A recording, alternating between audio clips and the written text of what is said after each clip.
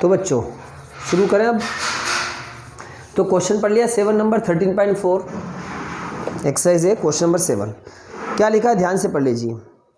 A coin is based, question को बिल्कुल अच्छे से और बिल्कुल ध्यान से पढ़िए तो ही समझ में आएगा कि हमें यहाँ पर क्या करना है। ठीक है, तो क्वेश्चन लिखा है a coin is based so that the head is 3 times as likely to occur as tail. If coin is tossed twice find the probability distribution of the number of tail. भाई एक तो लिखा कि जो head है वो tell के respect में 3 times है ना, मतलब उस कॉइन पे माने कि हेड आने के चांस 3 times ज़्यादा है किससे, टेल्स से, तो head equal to 3 tail. And now head और टेल का जो सम होगा वो तो हमेशा 1 होगा, क्योंकि हेड आने की प्रोबेबिलिटी और टेल इसके अलावा तो कुछ आना ही नहीं वहाँ पर। जब उसके अलावा कुछ आना नहीं उसकी, इसलिए टोटल प्रोबेबिलिटी कितनी होगी, 1 होगी। समझ गए ना, हेड आने की प्रोबेबिलिटी 1/2 होती है। जनरल अगर हम किसी कॉइन की बात करें तो हेड आने की प्रोबेबिलिटी 1/2, टेल आने की प्रोबेबिलिटी 1/2, दोनों का सम 1। टोटल प्रोबेबिलिटी हमेशा 1 होती है। किसी डाइस की बात करें तो 1 2 3 4 5 6 नंबर होते हैं, हर एक की प्रोबेबिलिटी 1/6 होती है और सबको प्लस करेंगे तो 1 ही आएगा। तो सिंपल से बात है, हेड और टेल की प्रोबेबिलिटी 1 होगी, हेड प्लस टेल। तो हेड की वैल्यू 3 टेल हम रख देते हैं अकॉर्डिंग क्वेश्चंस, तो ये आएगा 4 टेल इक्वल टू 1, तो टेल की वैल्यू 1/4, तो हेड इक्वल टू है 3 टेल, मतलब ये आ गया 3/4। तो आपको समझ में आ गया, टेल की प्रोबेबिलिटी 1/4 है तो हेड की प्रोबेबिलिटी 3/4, मतलब इससे कितनी ज़्यादा है, 3 times ज़्यादा है। ठीक है, अब क्वेश्चन क्या लिखा आगे हम देखते हैं। If coin is tossed twice, coin को 2 बार फेंका तो रेंडम वेरिएबल एक्स की वैल्यू आएगी 0 1 2। क्यों, क्योंकि हमें क्या लिखा है कि कॉइन को 2 बार फेंका और डिस्ट्रीब्यूशन किसके लिए निकाला, नंबर ऑफ टेल के लिए। तो नंबर ऑफ टेल की अगर बात करें, टेल कितनी बार हो गए, तो कॉइन को 2 बार फेंकने में टेल कितनी बार होंगे, या तो 2 बार होगा या 1 बार होगा या 0 बार होगा। सही है ना, या तो 0 बार होगा या 1 बार होगा या 2 बार होगा। तो अगर बात समझ में आ गई, कॉइन को हमने 2 बार फेंका तो नंबर ऑफ टेल, एक्स का मतलब क्या है मालूम है यहाँ पर, नंबर ऑफ टेल। भैया जिस चीज़ की प्रोबेबिलिटी डिस्ट्रीब्यूशन पूछा है उसको हम एक्स मानेंगे, नंबर ऑफ टेल को बोला है तो एक्स की वैल्यू 0 1 2 हो गई। तो अब बात करते हैं पी एक्स इक्वल 0 निकालते हैं, तो एक्स इक्वल 0 निकालते, तो एक्स इक्वल 0 का मतलब किसके लिए, नो टेल, टेल आ ही नहीं रहा है, करेक्ट, ये लिख देते हैं नो टेल, टेल आ ही नहीं रहा है, मतलब क्या आ रहा है, सिर्फ हेड आ रहा है। अगर हेड आ रहा है, दोनों ही हेड आ रहे हैं, मतलब कुल मिलाकर दोनों ही हेड आ रहे हैं, ऐसा लिख देते हैं। टेल नहीं आ रहा तो हेड आने की प्रोबेबिलिटी कितनी होगी, 3/4 इंटू 3/4, दोनों की प्रोबेबिलिटी, एक बार हेड आने की प्रोबेबिलिटी 3/4, दूसरी की भी हेड आने की प्रोबेबिलिटी 3/4, दैट इज 9/16। ये दोनों हेड आ रहे हैं। भी एक्स इक्वल 1 का मतलब क्या हो गया, 1 टेल, 1 टेल, 1 टेल आ रहा तो क्या होगा, या तो पहले हेड फिर टेल आ रहा होगा या फिर टेल हेड आ रहा होगा। सही है, या तो हेड टेल आ रहा होगा या फिर टेल हेड आ रहा होगा। भाई 2 बार कॉइन को टॉस किया ना, तो या तो हेड टेल आ रहा होगा या फिर टेल हेड आ रहा होगा। मतलब हेड आने की प्रोबेबिलिटी कितनी, 3/4, टेल आने की 1/4, और की जगह प्लस आएगा, फिर 1/4, फिर 3/4, कुल मिला के 6/16।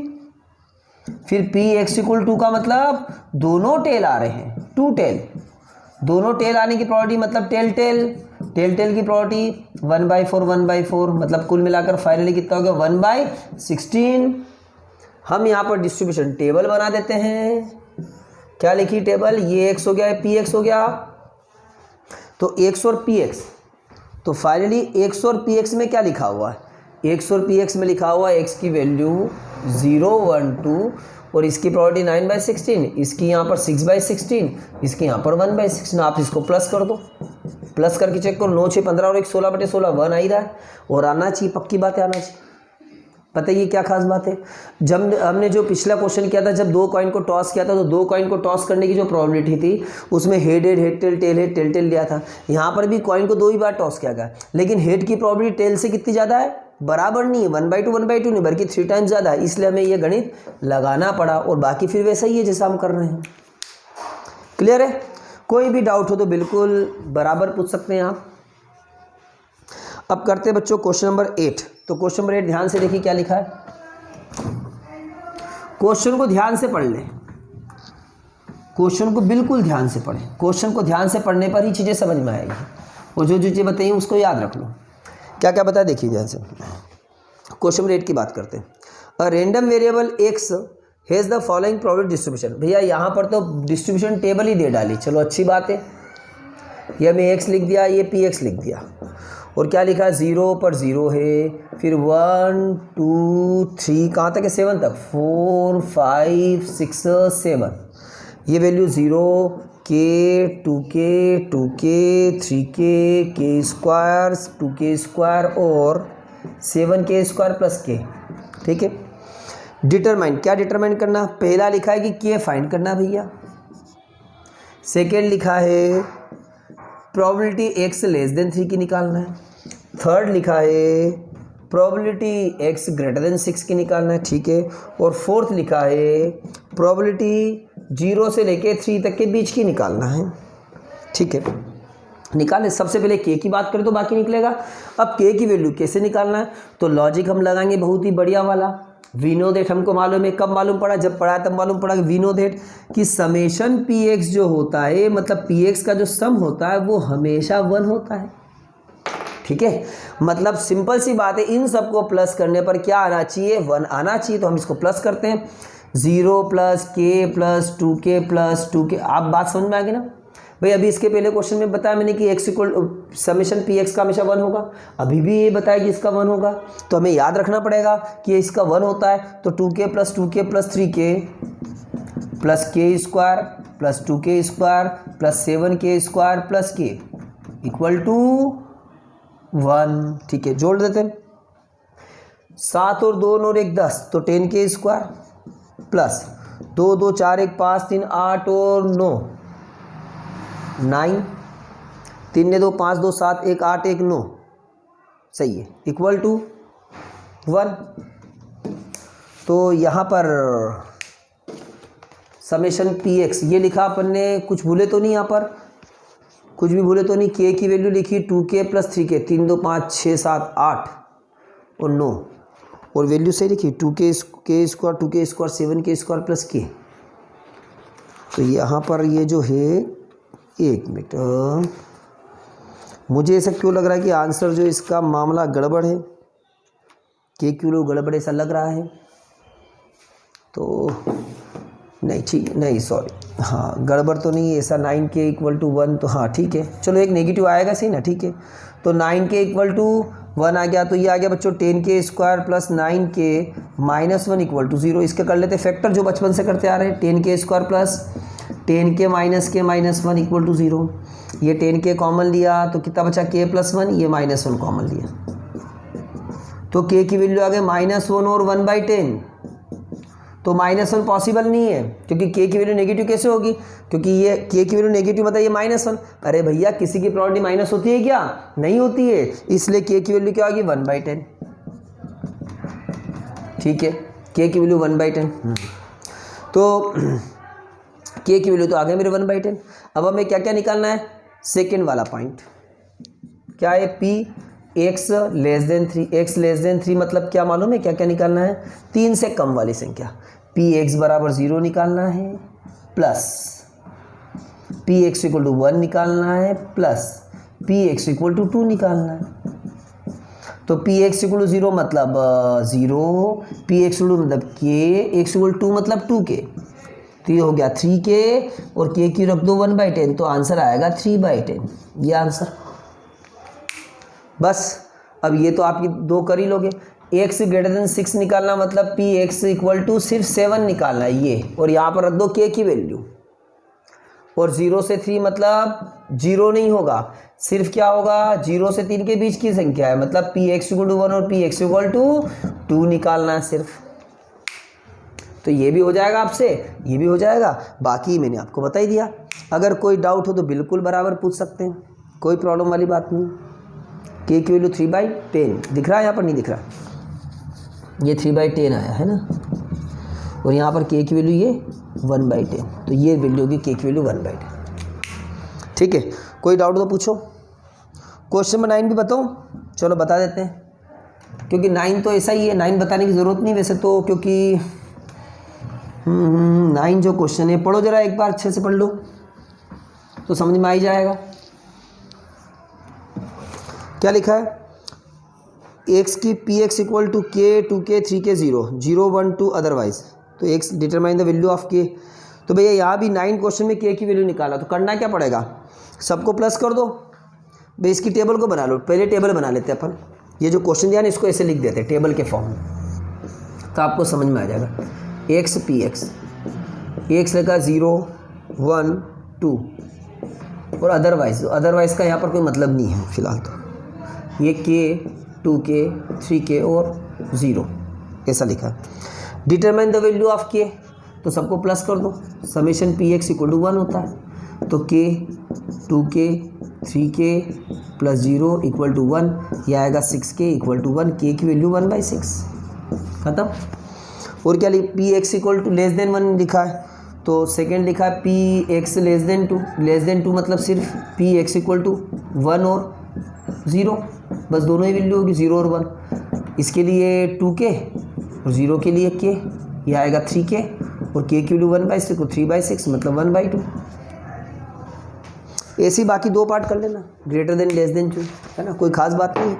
कोई ऐसा भी नहीं कोई बहुत हायर मैथमेटिक्स लग रहा है इसमें। हायर मैथमेटिक्स सिर्फ कहाँ पर लग रहा है, हायर मैथमेटिक्स लग रहा है बच्चों सिर्फ यहाँ पर, कि आपको समझ में आ जाए या याद आ जाए कि summation P X equal to 1 होता है। याद नहीं आया, समझ में तो आ गया होगा क्यों 1 होता है, लेकिन याद नहीं आया तो भी ये क्वेश्चन नहीं होगा। बस बाकी तो अब अगला लिखा है भैया क्वेश्चन मीन है, तो मीन वाले एक्सपेक्टेशन वाले क्वेश्चन तो आपको करना ही नहीं है।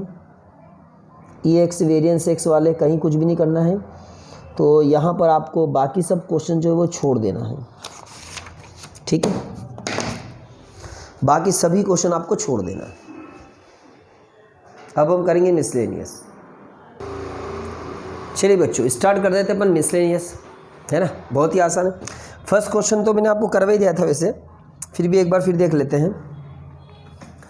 फर्स्ट क्वेश्चन 13 चैप्टर मिसलेनियस पढ़ रहा था, क्या लिखा फर्स्ट क्वेश्चन ध्यान से पढ़ लीजिए, सिंपल है। A and B are 2 event. अब मिसलेनियस में सभी तरह के क्वेश्चन आ जाएंगे, बेस थ्योरम भी आ जाएगी और मल्टीपल वाले भी आ जाएंगे और कंडीशनल प्रॉपर्टी भी आई जाएगी, है ना। A and B are 2 event such that P A equal not equal to 0। हमें दे रखा है कि भाई ए और बी 2 इवेंट है और P A not equal to 0, ये भी ठीक है। Find P B by A, क्या फाइंड करना हमें पी बी बाई ए निकालना। इफ़ फर्स्ट लिखा है A is subset of B, A B का सबसेट है, ठीक है। अगर ए बी का सबसेट है तो ये मालूम होगा, इसका मतलब होगा कि ए और बी का जो इंटरसेक्शन होगा वो ए के बराबर ही है, क्योंकि ए बी का सबसेट है। ये ऐसा मान लिया, ये बी है और ये ए बी के अंदर है, तो ए और बी का इंटरसेक्शन ए ही होगा, है ना। मतलब प्रोबेबिलिटी जो होगी ए इंटरसेक्शन बी की वो होगी ए के इक्वल, ठीक है, ये समझ में आ गया।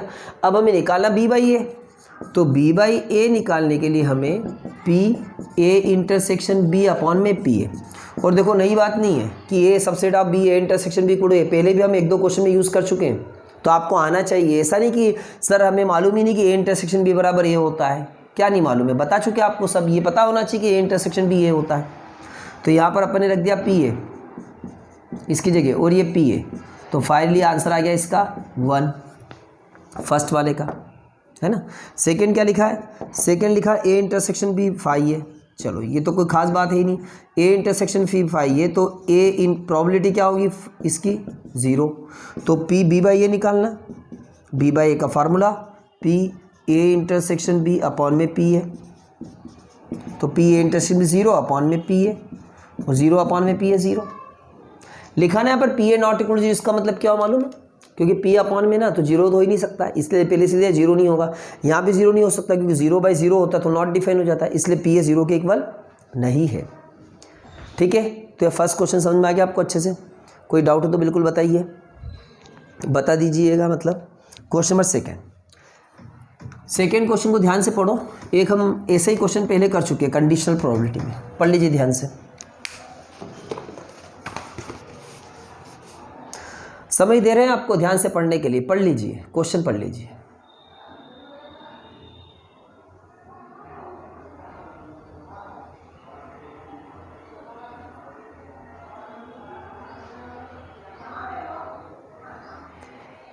पढ़ लिया, इसलिए ज़्यादा समझ दिया कि ताकि ध्यान से पढ़ो, उसका मतलब समझ में आए।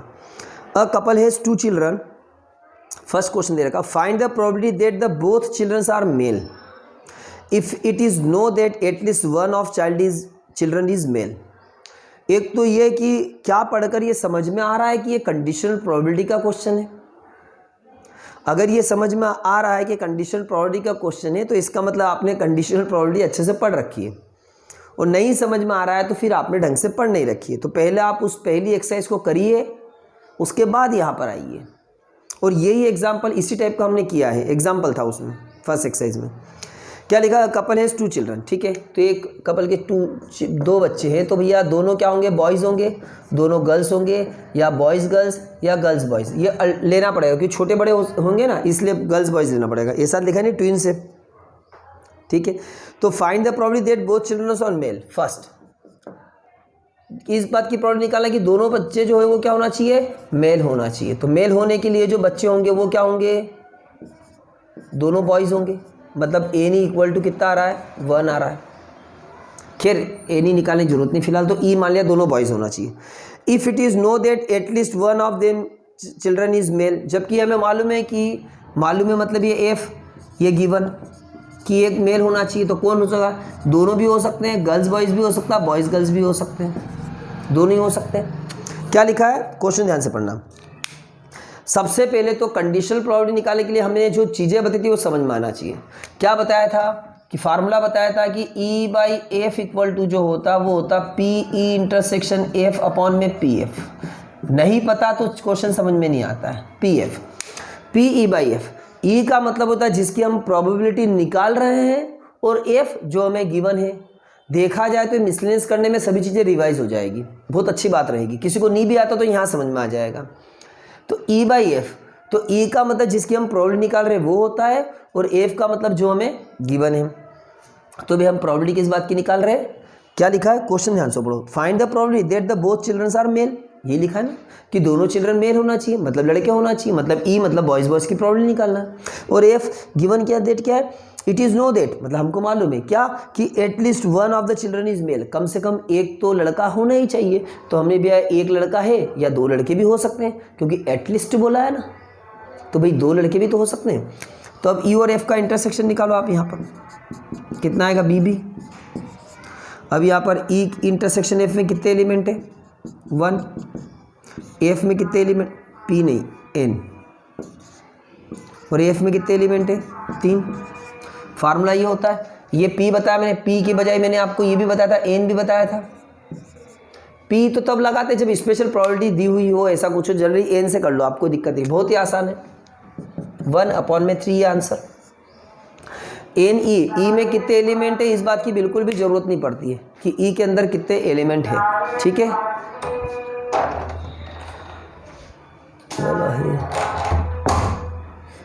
ठीक है,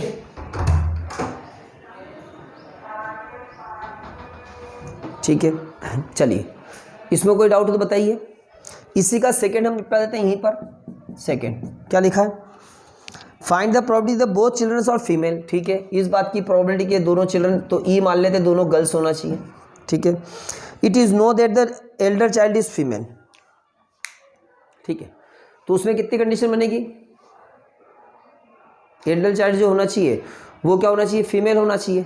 तो सीक्वेंस कोई सी मान ले आपकी फीमेल होना चाहिए, तो ये एफ में एक तो गर्ल्स भी आ जाएगी, क्योंकि भाई छोटी या बड़ी उससे कोई फ़र्क नहीं पड़ेगा, ठीक है। आप यहाँ पर बॉयज़ और गर्ल्स ले लीजिए, ठीक है, कि बॉयज़ जो है वो यंग हो गया मतलब पहले, और गर्ल्स बड़ी है इसमें, तो ये 2 कंडीशन आ जाएगी।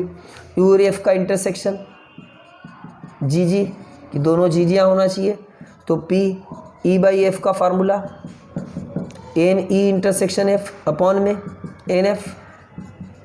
ये बात समझ में आ गई। एफ मतलब क्या गिवन है कि एल्डर चाइल्ड इज फीमेल, जो एल्डर चाइल्ड होना चाहिए फीमेल होना चाहिए। तो हम बी जी और जी बी दोनों तो ले नहीं सकते, क्योंकि एक इसमें बड़ा और एक इसमें छोटा है, एक इसमें बड़ा, इसमें गर्ल्स बड़ी तो इधर छोटा है, और गर्ल्स छोटी है तो उधर बॉयज़ बड़ा है। तो भाई एल्डर चाइल्ड लेना है तो हमने बी जी ले लिया। ये आ गया यहाँ पर एन ई इंटरसेक्शन एफ कितना आएगा, 1, और एफ में कितने एलिमेंट है, 2, तो आ गया 1/2। आंसर। ठीक है,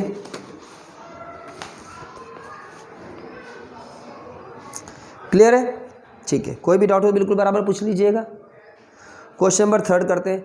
तो क्वेश्चन नंबर 3 पढ़िए, इतने क्वेश्चन समझ में आ गया ये। ठीक है, यहाँ से निगाह हटाइए, बुक में निगाह लगाइए और पढ़िए जरा क्वेश्चन नंबर 3 क्या लिखा है।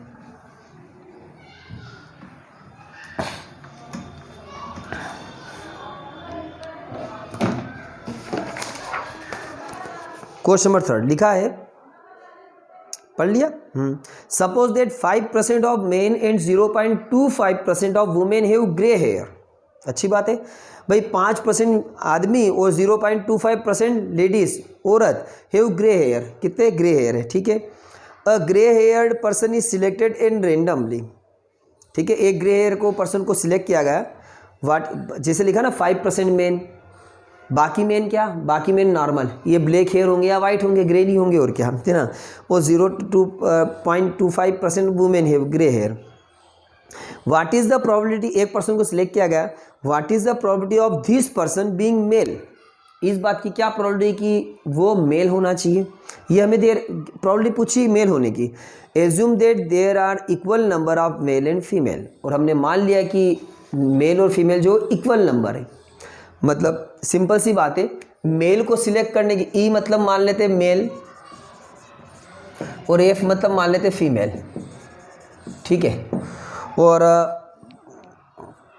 ठीक है, तो अब यहाँ पर ई की प्रोबेबिलिटी कितनी हुई थी? मेल होने की प्रोबेबिलिटी 1/2 और फीमेल होने की प्रोबेबिलिटी कितनी होगी? 1/2, है ना। मेल होने की प्रोबेबिलिटी 1/2 होगी, फीमेल होने की प्रोबेबिलिटी भी 1/2 होगी। यहाँ पर ई और एफ मानने की बजाय अगर हम ये देखें कि हमें प्रोबेबिलिटी किस बात की निकालना है, ये हमें प्रोबेबिलिटी निकालना है कि जो पर्सन होना चाहिए वो ग्रे, जो प्रोबेबिलिटी इस बात के लिए कि वो क्या होना चाहिए? एक मेल होना चाहिए।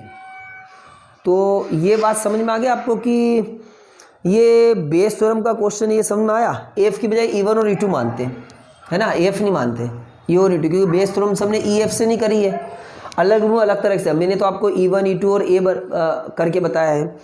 तो आपको देखो क्या लिखा है, 5% मेन ग्रे हेयर के हैं, 0.25% women have grey hair. A grey hair person is selected randomly, एक पर्सन को सिलेक्ट कर लिया गया है। तो हमें इस बात की प्रोबेबिलिटी निकालना है कि वो जो पर्सन सिलेक्ट किया गया है ग्रे हेयर वाला, वो फीमेल नहीं है, कौन है? मेल है। तो बेस थ्योरम में हमेशा पहले वाले की प्रोबेबिलिटी पूछी है, जो इवेंट हो चुका उसकी प्रोबेबिलिटी पूछी है। ये मैंने लॉजिक करके आपको समझाया है, तो आपको समझ में आ गया होगा। तो यहाँ पर E1 मान लेते हैं, जिसकी प्रोबेबिलिटी पूछी, किसकी पूछी है? मेल होने की प्रोबेबिलिटी पूछी है। और E2 मान लेते हैं, फीमेल होने की प्रोबेबिलिटी पूछी है। ठीक है, तो भैया E1 मेल होने की प्रोबेबिलिटी कितनी हो गई? हाफ, और E2 फीमेल होने की प्रोबेबिलिटी कितनी होगी? 1/2। क्यों? क्योंकि नंबर ऑफ मेल और नंबर ऑफ फीमेल इक्वल दे रखे हैं, मतलब 1/2 है ना। ए मान ले तो जो हमें गिवन है, क्या गिवन है कि a grey hair person is selected, एक पर्सन को सिलेक्ट किया गया, वो होना चाहिए, प्रोबेबिलिटी निकाला मेल की, लेकिन वो कौन सा पर्सन है? ग्रे हेयर वाला मेन, ये लिखा हुआ है। तो ये जो रहेगा वो क्या रहेगा? ग्रे हेयर्ड वाला मेन रहेगा। करेक्ट, ग्रे हेयर रहेगा ए का मतलब। तो A/E1 का मतलब होगा मेल है और ग्रे हेयर है, कितना? 5%, मतलब 5/100।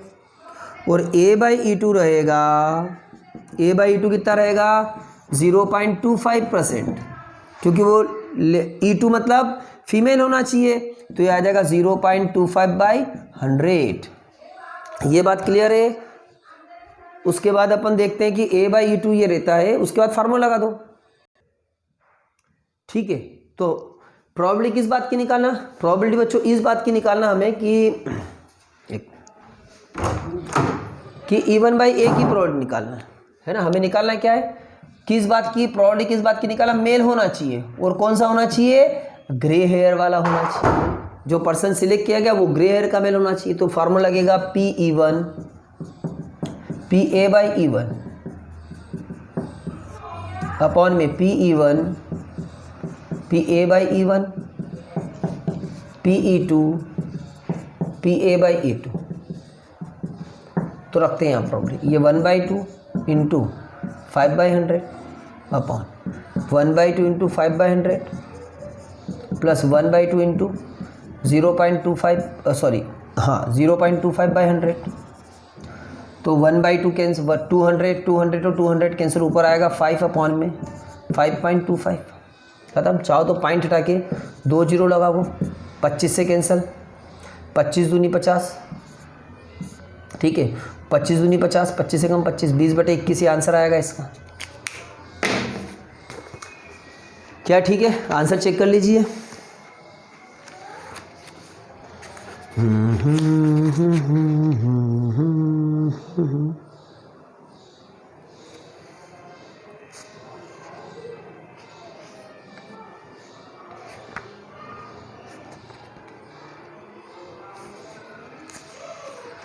तो कोई डाउट हो तो बताइए। क्वेश्चन नंबर 4 तो हमारे सिलेबस में ही नहीं है क्योंकि ये बाइनरी डिस्ट्रीब्यूशन से हटा दीजिए इसको।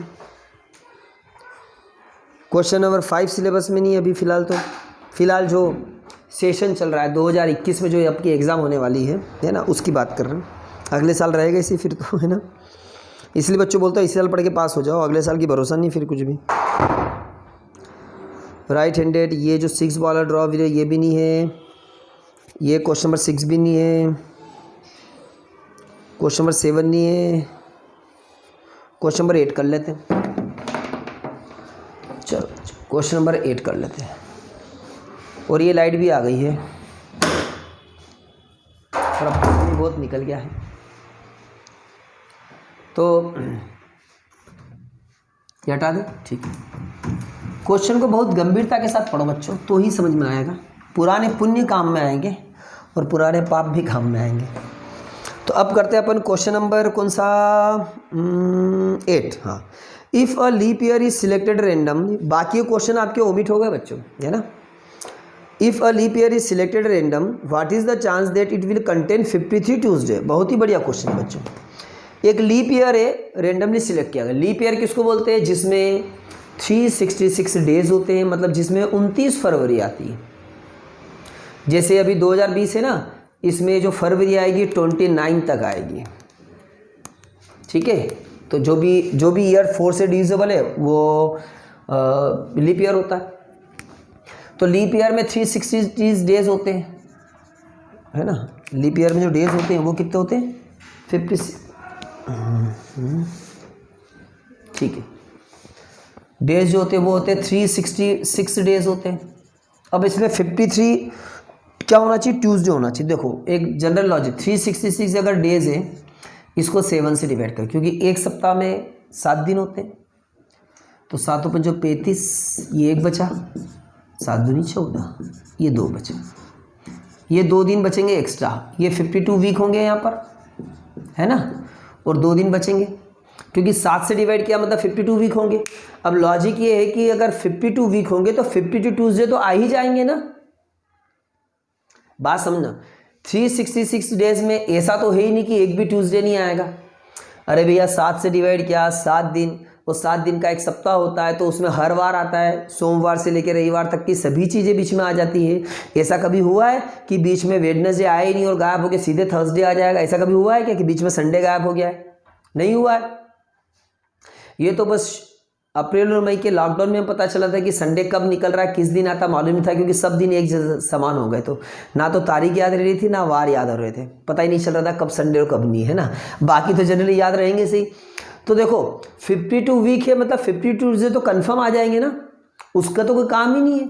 रहेगा 53 ट्यूसडे होना चाहिए, तो मतलब इस 2 दिन में ये ट्यूसडे होना चाहिए। तो हम इस 2 डेज की चर्चा करते हैं, ये 2 दिन क्या क्या होंगे देखिए जरा।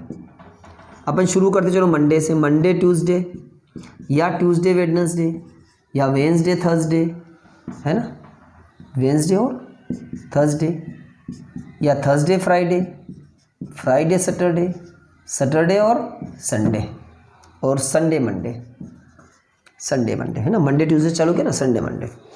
तो कितने होगा ये 2 दिन ये हो सकते हैं, 1 2 3 4 5 6 7, इन 7 टाइप में से कुछ भी हो सकता। अच्छा ऐसा भी नहीं आप इसको सर मंडे के बाद मंडे वेडनेसडे बना दो, भाई मंडे के बाद तो ट्यूसडे ही आएगा, चाहे कुछ भी कर लो, ट्यूसडे के बाद वेडनेसडे ही आएगा, वेडनेसडे के बाद थर्सडे ही आएगा। तो ये तो सिंपल लॉजिक है भाई, यही आएगा। तो ये तो हो गई टोटल कंडीशन, तो एनएस टोटल कंडीशन हो गई यहाँ पर 7 हो गई, ये सैंपल स्पेस हो गया इस दो दिनों का, ठीक है। अब यहाँ पर फेवरेबल कंडीशन क्या है, फेवरेबल कंडीशन है कि वो क्या होना चाहिए, ट्यूसडे होना चाहिए।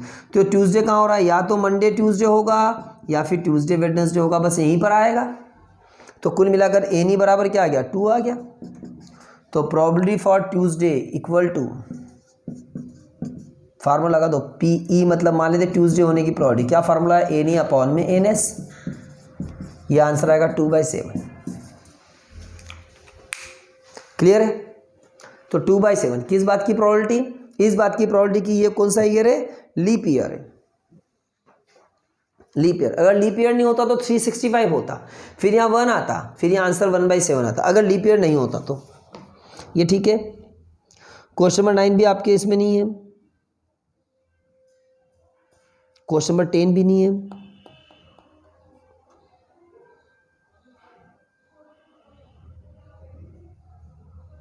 क्वेश्चन नंबर 11 नहीं है, क्वेश्चन नंबर 12 है। क्वेश्चन नंबर 12 हम कर लेते हैं।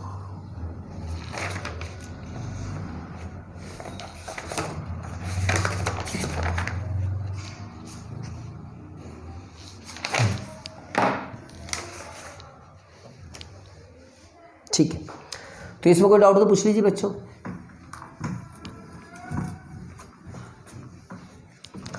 ठीक है, क्वेश्चन नंबर 12, ये बहुत ही आसान है।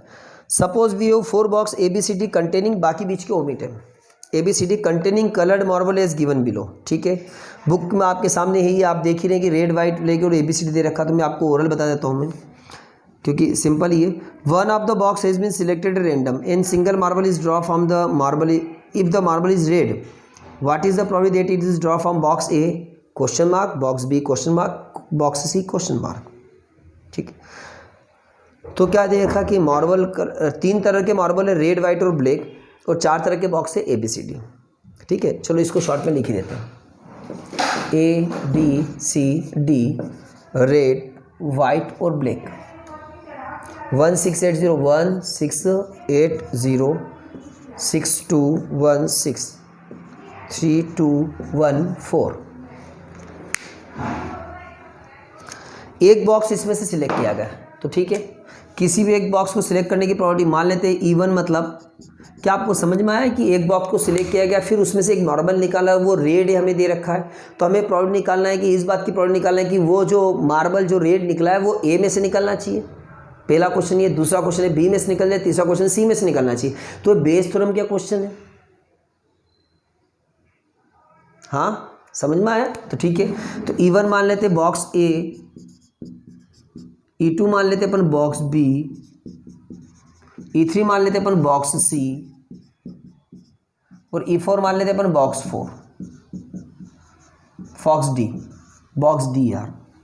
तो E1 पहला बॉक्स निकालने की सिलेक्ट करने की प्रोबेबिलिटी 1/4, क्योंकि 4 है, सेकेंड की प्रोबेबिलिटी भी 1/4 है, थर्ड की प्रोबेबिलिटी भी 1/4 है, और फोर्थ की प्रोबेबिलिटी भी 1/4 है। फिर हमें क्या निकालना है, A दे रखा है, A क्या निकालना है, जो मार्बल है वो क्या है, रेड मार्बल से है ना, रेड कलर की मार्बल से, तो रेड मार्बल है ना, A दे रखा है, तो हम निकालते हैं A/E1, मतलब रेड मार्बल कहाँ से निकली, A में से। तो ये रेड मार्बल है, टोटल कितनी 6 3 9 8 और 1 10, 9 और 1 10, तो आएगा 1/10। A/E2 निकालते हैं, A/E2 मतलब रेड मार्बल B में से निकली है, तो ये कितनी आ रही, 6 2 8 10, मतलब 6/10। A/E3 मतलब क्या है, रेड मार्बल कहाँ से आ रही है, इसमें से, ये C में से, तो 8 और 9 और ये भी 10 है। और A/E4 क्या आएगी, रेड मार्बल कहाँ से निकालना है, D में से, तो 0/10 मतलब 0। ठीक है, ये यहाँ पर इसका सम कर दिया मैंने, इन सबको जोड़ दिया, सम है ना। तो ये आ गया। अब हमें क्या निकालना है कि अगर E1/A निकालना है कि वो जो बॉक्स A में से निकले, तो हमें क्या निकालना पड़ेगा, E1/A। E1/A का फार्मूला अब सीधे से समझ जाइए, E1 मतलब 1/4 P1 और PA/E1 मतलब 1/10 और नीचे सबका सम 1/4 into 1/10 plus 1/4 into 6/10 plus 1/4 into 8/10 plus 1/4 into 0/10। यहाँ तक ठीक है? फार्मूला कौन सा लगा भाई? P1 PA/E1 P1 PA/E1। Base form पूरा पढ़ाने के बाद आपको समझ में आ गया फार्मूला कौन सा लग रहा है? नहीं आ रहा है तो ये तो गलत बात है यार। 4 10 तो एलसीएम लेके काट दो, ये और ये बचेगा ऊपर 1 और नीचे बचेगा 6, 8 से 14 और 1 15, 1/15 आंसर फर्स्ट ए के लिए। बॉक्स बी की बात करेंगे तो बॉक्स बी के लिए क्या ऊपर आएगा? बी के लिए, और बॉक्स सी की बात करेंगे तो सी के लिए। ठीक है बच्चों, इतना आप कर लेंगे। बता दूं बॉक्स बी के लिए तो E2/A निकालेंगे। E2/A निकालेंगे तो ऊपर क्या रहेगा? ये रहेगा 6, ऊपर 6 रहेगा और नीचे 15 आएगा, ये आएगा क्योंकि सेम है, नीचे का तो सेम ही है। और E3/A निकालेंगे बॉक्स सी के लिए। सी के लिए 8 है तो 8 आएगा और नीचे 15 आएगा, ये आंसर आएगा बच्चों। और डी के लिए तो करना ही नहीं, पता है क्योंकि डी में तो रेड बॉल है ही नहीं, तो कहाँ से निकालेंगे। और यहाँ पर अगर कोई भी प्रॉब्लम अगर आ रही है तो कौन सा क्वेश्चन किया हमने कंप्लीट?